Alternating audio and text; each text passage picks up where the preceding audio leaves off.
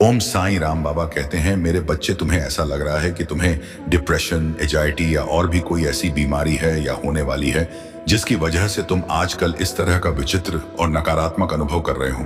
देखो, बीमारी अपनी जगह और उसकी दवाई चलना अपनी जगह। जो भी है, जैसा भी है, वह तो उस हिसाब से हो जाएगा, सब ठीक हो जाएगा। लेकिन एक बात मैंने जो बहुत गहराई से एहसास किया है कि तुम आजकल अपने जो भी तुम्हारी परिस्थितियां हैं उसको सामना नहीं करना चाह रहे हो, और जब कर रहे हो तो बहुत रो रहे हो, बहुत घबरा रहे हो। तुम्हें पता है क्या, तुम्हें घर के कमरे में भी बंद नहीं रहना है और तुम्हें व्यस्त भागदौड़ वाले जीवन से भी थोड़ा सा अलग होना है। तुम देखो, कुछ दिनों के लिए ना मंदिर भी तुम जाते हो, तुम्हें अच्छा लगता है, मैं ये मानता हूं। लेकिन तुम कुछ दिनों के लिए किसी की अच्छा इसकी किसी ध्यान केंद्र में या किसी ऐसी जगह पर जाओ जहां कोई सामने व्यक्ति सकारात्मक बातें करे। तुम फोन पर या कहीं सुनते हो, वह अलग बात है, पर इस वक्त जरूरत है कि सामने कोई मनुष्य तुम्हें समझाए। तब जाकर तुम्हारा मन अब शांत होगा, क्योंकि तुम बहुत परेशान हो, बहुत ज्यादा, ये मुझे पता है। और परेशानियों का कारण है भी एक से बढ़कर एक कारण है। लेकिन तुमने जो सोचा है ना, तुम जो अपने परिवार के साथ बैठकर तुमने कहा था कि सब ठीक होगा, तो तुमने जिस दरबार का नाम लिया है ना, बस वो जो तुमने नाम ले लिया है ना, मान लो, अब तुम घड़ी देख लो और आज की तिथि लिख लो। अब आज से सब बदलेगा, सब बढ़िया हो जाएगा। लेकिन हाँ, तुम ऐसे लोगों से सामने से मिलो, बातें करो जो सकारात्मक बातें करते हैं। अच्छा, एक बात सुनो तुमसे, जिसने भी यह कहा है ना कि तुम्हारी घड़ी, मोबाइल या कोई भी मशीन नहीं टिकती क्योंकि तुम्हारे ग्रह ग्रह नक्षत्र खराब हैं, देखो, उसने अपनी पढ़ाई के दम पर और जो उसे दिखा, जो उससे समझ में आया, वह उसने कहा है। उसने कोई गलत बात नहीं कही है।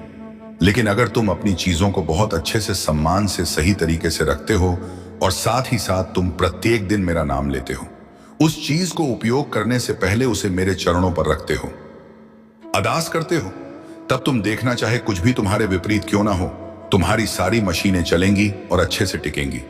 तुम्हारे घर पर तुम देख लेना, यह चीज भी होकर रहेगी। तुम जो सोच रहे हो कि रोज के रोज मैं फूल की सेवा लगवा लूं, कि रोज जो पूजा का फूल है वो कोई तुम्हें बगीचे से तोड़ जाए, पहुंचा जाए और कुछ तनख्वाह ले ले, तुम्हारा सोचना सही है। लेकिन समय भी देख लो कि तुम्हें किस समय पर चाहिए, सुबह चाहिए कि शाम में चाहिए, क्योंकि हो सकता है तुम जिस समय के बारे में अभी सोच रहे हो उस समय तुम घर पर उपस्थित ही ना रहो, किसी भी वजह से। तो ऐसे में ना देख लो तुम कि समय सही सही बैठता है तो तुम यह सेवा ले सकते हो तनख्वाह देकर, और नहीं तो फिर जिस दिन मौका लगे उस दिन पुष्प की जो वर्षा करते हो मेरे ऊपर, वह उस दिन कर दिया करना जो तुम्हें चोट लगी है। ना तुम यह मानो कि इससे बहुत बड़ी दुर्घटना हो सकती थी, बहुत बड़ी तुम्हारी ही गैर जिम्मेदारी के कारण हुई है। ये थोड़ा सा ध्यान नहीं दिया तुमने, तुम्हारे हड़बड़ा चांदी जाने की वजह से चोट लगी है। लेकिन यह चोट ठीक हो जाएगी तुम्हें जितना भी समय बताया गया है उसके आधे समय में मेरे वचन याद रख लो। उसके आधे समय में ना तुम्हारा यह दर्द, तुम्हारी यह चोट पूरी तरह ठीक हो जाएगी। तुम्हारे डॉक्टर भी देखना आश्चर्य करेंगे कि कैसे इतनी जल्दी सब ठीक हो गया। लेकिन तुम जानो कि इतनी बड़ी दुर्घटना इतने छोटे में टल गई ना, तो यह बस मेरे आशीर्वाद से हुआ। और इसलिए जब ठीक हो जाना, तो अगर सपरिवार आ सको तो सपरिवार, नहीं तो जो आ सके वो उनके साथ तुम मंदिर जाना और अन्नदान करना। मैं आरती के लिए तो नहीं कह रहा, मगर हाँ, अन्नदान के लिए कह रहा हूं। तुम मंदिर जाना और अन्नदान जरूर करना। किसी से भी काला हो, सफेद हो, लाल हो, हरा हो, कोई भी रंग का धागा हो, पसंद भी आ जाए तो भी, ऐसे किसी से लेकर कोई भी धागा वगैरह मत बांधा करो अपने हाथों पर। अपने हाथों को खाली रखो और जो मैं पहनने को दूंगा, जो मैं पसंद करवाऊंगा, वही पहनना। बाकी ऐसे वैसे धागे जो ले लिए तुमने, वह ले लिए। अब ऐसा मत करना, तुम अपने घर पर ना हनुमान चालीसा की, जिसमें सिर्फ हनुमान चालीसा हो, जो सबसे पतली किताब हो, लेकिन हाँ, उससे यह लिखा है, तादाद उसके अक्षर बड़े बड़े मोटे मोटे हो जो दिखे आंखों से। अगर कोई चश्मा भी लगाने वाला व्यक्ति हो तो बिन चश्मे के भी उसे दिखे। ऐसे अक्षरों वाला ढेर सारे हनुमान चालीसा के ग्रंथ को, उसकी किताब को लेकर अपने घर पर रख लेना। और जब तुम्हें लगे ना कि कोई ऐसा है जिसे तुम्हें कोई भेंट देना चाहिए, कुछ भेंट देना और कुछ समझना आए, तो उस वक्त वह हनुमान चालीसा निकाल कर देना। देखो, तुमसे जिसने भी कहा हो कि ग्रंथों को नहीं बांटना, यह मत करना, वह मत करना, ये सारी बातें एक तरफ रखो। तुम बस यह समझो ना कि तुम्हारे द्वारा दिए गए इस हनुमान चालीसा को पाकर कोई अति उत्साह में उसे पढ़ेगा, उस पर कृपा होएगी, तो निश्चित है आशीर्वाद की बारिश तुम्हारे घर पर होएगी ही।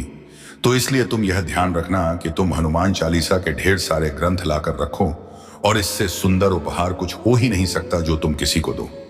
मैंने तुम्हारा मंदिरों में और इधर उधर दान करना और खर्च करना इसलिए रुकवाया क्योंकि तुम्हारी तरफ से कोई बुराई या कोई गलती नहीं थी। लेकिन वहां जो लोग ले रहे थे ना, उनके मन में यह बात निश्चित आ गई थी कि हाँ, तुमसे तो उन्हें लेना ही लेना है, और सिर्फ वह लेने की भावना रखने लगे थे। वह तुम्हारी मजबूरी और तुम्हें दुआ दे रहे हो। यह सब भी कुछ नहीं हो रहा था। अब बस उनकी भावना थी कि तुमसे तो बस निकलवाना है, और मेरे बच्चे के लिए यदि कोई बुरी नीयत रखेगा तो यह मैं कतई बर्दाश्त नहीं करूंगा। तुम दे भी दोगे ना तो भी कभी तुम्हारा अरा घटेगा नहीं, तुम्हारा तो बढ़ेगा ही, लेकिन कोई तुम्हारे लिए बुरी नीयत रखेगा, यह मैं कतई बर्दाश्त नहीं करूंगा। भले आज कभी कभी तुम मेरे ऊपर नाराज हो जाते हो कि बहुत सारी चीजें हैं जो तुम कहते हो बाबा तुमने ऐसा नहीं किया वैसा नहीं किया, लेकिन तुम भी यह जानते हो कि मैं तुमसे बहुत प्यार करता हूं, बहुत ज्यादा, और अगर कोई चीज अच्छी हो सके तो मैं तुम्हें देने की पूरी कोशिश भी करता हूं। बस ये है ना कि मुझे सृष्टि के नियम को बांधकर लेकर ही चलना है, मैं उसके विरुद्ध नहीं जा सकता। तो इसलिए कभी कभी कुछ चीजों को देने में विलंब लगता है जब तक कि वह तुम्हारे कर्म में आ ना जाए। नहीं तो मैं बहुत प्यार करता हूं तुमसे, और तुम्हारे खिलाफ कोई कुछ भी बोले, और पता है कोई दुनिया में कहीं कैसी भी प्रार्थना क्यों ना कर ले, अगर तुम्हारे लिए कोई गलत कुछ कर रहा है, ईशा कित सिर्फ है कह रहा है, तो 1% का आधा भी मैं स्वीकार नहीं करता, कभी नहीं, हो ही नहीं सकता। तुम बहुत खुश रहो, तुम मुस्कुराओ, खिलाओ खिलखिलाओ, हंसो हंसाओ, और जीवन में तरक्की करते जाओ। अच्छे लोगों से मिलो, जो लोग बहुत चुगली करते हैं, सबकी बातें, सबकी चर्चा करते हैं, ना वह खाली होते हैं और वह कुछ दे नहीं पाएंगे। यकीन मानो तुमने जो उबले हुए चावल में नमक के साथ ही मुझे भोग लगाई थी ना, सादी चावल, उसी में मुझे बहुत आनंद आया। तुम यह मत सोचो कि वो रूखा सूखा सा भोग तुमने लगाया है, तुम बस यह समझो कि कितना स्वाद था उसमें और कितना पौष्टिक आहार था। इसके बजाय अगर तुम बाहर से तेल मसाले वाले भोजन अपने बहुत मेहनत से कमाए हुए पैसों को खर्च करके लाते, तो ना तो इतना स्वाद आता, ना इतना पौष्टिक भोजन करने का मुझे मौका मिला होता। तो मैं बहुत खुश हूं। मैंने तुम्हें अपने मंदिर को सफेद लकड़ियों से बनवाने के पहले या सफेद में पेंट कराने से पहले चेतावनी दी थी, क्योंकि सफेद रंग होगा तो जरा सी भी धूल होएगी ना तो वह दिख जाएगा। मैंने तो यह बात कहा था, लेकिन तब तुम्हारी ही इच्छा थी कि नहीं, मुझे ऐसे ही रंग के, ऐसी ही नक्काशी वाली मंदिर चाहिए, तो फिर मैंने मना नहीं किया। लेकिन अब जब तुम अपने मन से लेकर आए हो तो तुम्हें इसे सफाई करना चाहिए और इसमें अफसोस नहीं करना चाहिए। कोई चीज अगर सुंदर से अच्छे से रखना है तो उसकी कीमत तो तुम्हें अदा करनी होगी ना, बस वही समझो। तो गंदगी को सफाई कर लो, पूछ लिया करो, इसी बहाने हर दिन साफ सफाई भी होती रहेगी। सुबह तुम्हें अपना काम भी जल्दी खत्म करना होता है और बहुत सारे काम होते हैं। ऐसे में एकदम भोर के वक्त अगर मंदिर पहुंच भी जाते हो ना, तो अपनी प्रसाद, अपनी थाली, अपना दिया लगाकर जल्दी वापस चल जाया करो, क्योंकि सुबह के समय तुम्हारी जायनी जहां जरूरत और आवश्यकता है वहां रहो। मंदिर तुम बाद में आराम से भी आ सकते हो जब तुम्हें समय अलग से मिले। आज जो यात्रा की शुरुआत हो रही है ना, वह बहुत अच्छे से पूरी होगी, उसका समापन भी बहुत शुभ तरीके से होगा। तुम चिंता मत करो। तुमसे ना यह कहा जा रहा है कि तुम उस विशेष दुकान में जाकर सामान लोगे तो तुम्हें कम पैसे में सामान मिल जाएगा, तुम्हें अधिक छूट मिलेगी। छूट के नाम पर ना तुमसे जरूरत से ज्यादा खरीदारी कराई जा रही है। ध्यान से देखो, गौर से देखो, जहां तुम्हारा काम 80 में हो सकता है, सही तैयारी से और कहा है कि तुम वहां 200 से RS5 शेयर्स रोज खर्च हो रहे हैं, और इतने सामान की जरूरत आवश्यकता भी नहीं है। तो अब ना वैसे छूट में मत पड़ो। वह छूट देने का तरीका नहीं है, बल्कि वह तुमसे ज्यादा खर्च करवाने का तरीका है। और मैं ये नहीं कह रहा कि सामने वाला गलत है, लेकिन तुम्हारे लिए उचित नहीं है, क्योंकि उतनी तुम्हारी जरूरत ही नहीं है। क्योंकि महीने की जो तनख्वाह आती है उससे सिर्फ घर का सामान ही लाना नहीं होता, और भी बहुत सारे खर्च होते हैं और बहुत जरूरी खर्च होते हैं। उन सबको भी निभाना आवश्यक है। हाँ, मैंने ही तुम्हारे बच्चों का नाम रखवाया है। तुम्हारे बच्चों का नाम इतना सुंदर जो है वह मैंने ही रखवाया है, तो उस नाम पर किसी को आपत्ति नहीं होनी चाहिए। और तुम मुझसे प्रेम करते हो, मुझसे तुमने पूछा, मैंने बताया और तुमने नाम रखा। अब कौन क्या कह रहा है इससे क्या फर्क पड़ता है। जितने लोगों की सुनोगे उतने तरह के सोच विचार और उतनी बातें होंगी।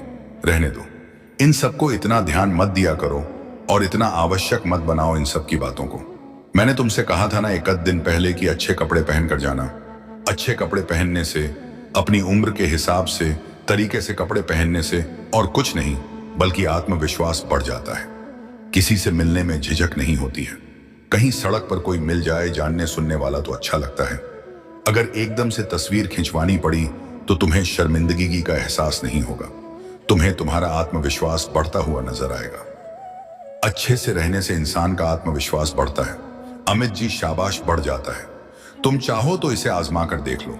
तुम अगर गौर करोगे ना, तो जब तुम अच्छे से तैयार नहीं रहते हो तो तुम लोगों से नजर छुपाना चाहते हो, सभी से मिलना नहीं चाहते हो, क्योंकि अपने आप में एक कमी सी महसूस होती है। मैं यह नहीं कह रहा, कभी नहीं कहा मैंने कि महंगे कपड़े पहनो, पर हाँ, तरीके के कपड़े और अच्छे से पहन कर रहो। यह मैं हमेशा कहता हूं और यह तुम्हें भी पालन हर दिन करना चाहिए।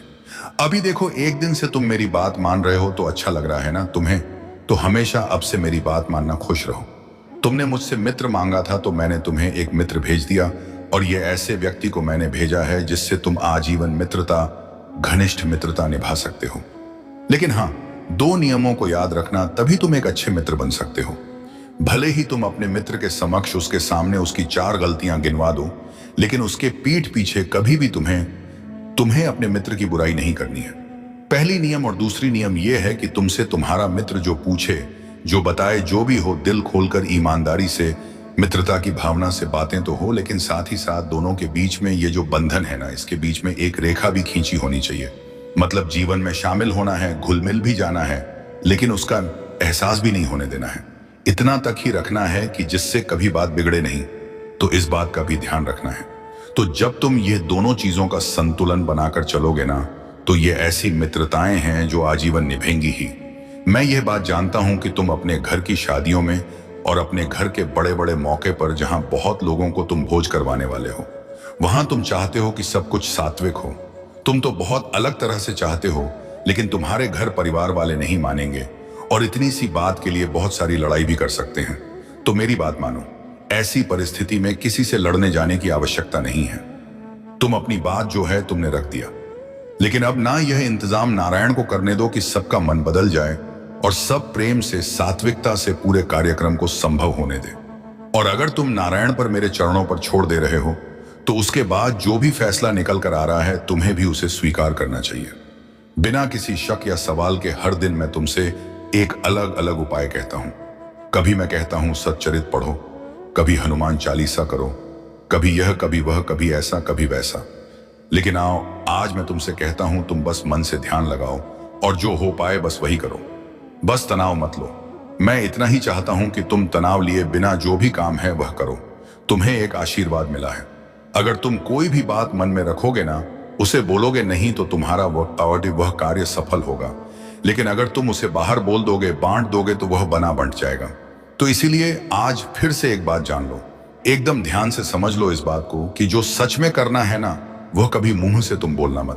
तभी वह चीज होकर रहेगा और फिर बहुत सुंदर तरीके से वह हो जाएगा। और जो बोल दोगे ना, तो वह बढ़ जाएगा, आधे आधे में बढ़ जाएगा। वह तो उसके बाद तुम्हारा मन भी हट जाएगा उस चीज से। तो ये आशीर्वाद मिला है तुम्हें। इसे तुम कभी भी अभिशाप मत समझना कि अरे मैंने बोल दिया, मेरी बोली हुई बात नहीं होती। नहीं, मैं यह चाहता हूं कि तुम बोलो नहीं, तुम सीधे करके दिखाओ। इसलिए कुछ कुछ भी बोलना मत। ध्यान रखना, जो सच में चाहते हो वह चुपचाप से कर लेना, हो जाएगा। खुश रहो, मुस्कुराते रहो, खिलखिलाते रहो, हंसते रहो। और याद रखना, ध्यान से आज की तारीख याद रखना। आज तुम्हें किसी को जन्मदिन पर हो सकता है कि कुछ तोहफा भी भेजना पड़े, तो याद रखना, आज की तारीख मेरे पास आते ही सब धैर्य खो देते हैं। मेरे पास आते ही सबको बस ऐसा लगता है ना कि अभी कुछ बोला नहीं। मंदिर से बाहर निकले ही नहीं कि उसके पहले 1 मिनट में सब समेटा जाना चाहिए।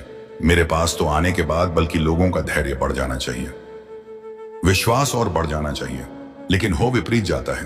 तुम कभी भी ना धैर्य मत खोना, तुम औरों वाली गलती मत करना, तुम धैर्य बनाए रखना। क्योंकि जो चीजें इंसानों ने बिगाड़ दी हैं, उसे बेशक मैं एक पल में ही समेट दूंगा। लेकिन अगर वह सब एक पल में सिमटा गया ना, यकीन मानो वह भी बर्दाश्त के बाहर होगा। जिस तरह अत्यधिक गम बर्दाश्त के बाहर होता है ना, उस तरह अत्यधिक खुशी भी समझ में ही नहीं आएगी। सब कुछ समझ से परे हो जाएगा। और पता है क्या वहां पर जागृत हो, वहां पर अहंकार जागृत हो जाएगा कि अरे हम तो इतने बड़े पुजारी हैं कि बस एक क्षण में मेरे नारायण ने, मेरे साईं ने मेरी बात मान ली और देखो ऐसी कर दी, वैसी कर दी। और फिर वहां से जहां अहंकार आया ना, समझ लो वहां से पतन की शुरुआत हो गई। और वह मैं कतई नहीं चाहूंगा। तुम चाहे अभी कितना भी कह लो कि नहीं साईं ऐसा कभी नहीं होगा, लेकिन ऐसा ही होता है। एक पल में सब सिमट जाए ना तो भक्ति करने का अहंकार आ जाता है, और उससे बड़ा पाप और कुछ नहीं है भक्ति का, और वह भी अहंकार कभी नहीं। इसीलिए मेरे पास आने के बाद हर एक व्यक्ति को धैर्य रखना चाहिए, और मेरी लीलाएं कैसे क्या होती जा रही हैं वह बस देखना चाहिए, समझना चाहिए, और यह विश्वास रखना चाहिए कि मेरे पास आ गए हो तो सब सही होता चला जाएगा। स्वयं अपने आप ही देखो। एक बात मैं आज तुमसे और कहता हूं, तुमने मुझसे मित्र मांगे थे ना, तो मैंने तुम्हें मित्रगण दे दिए हैं।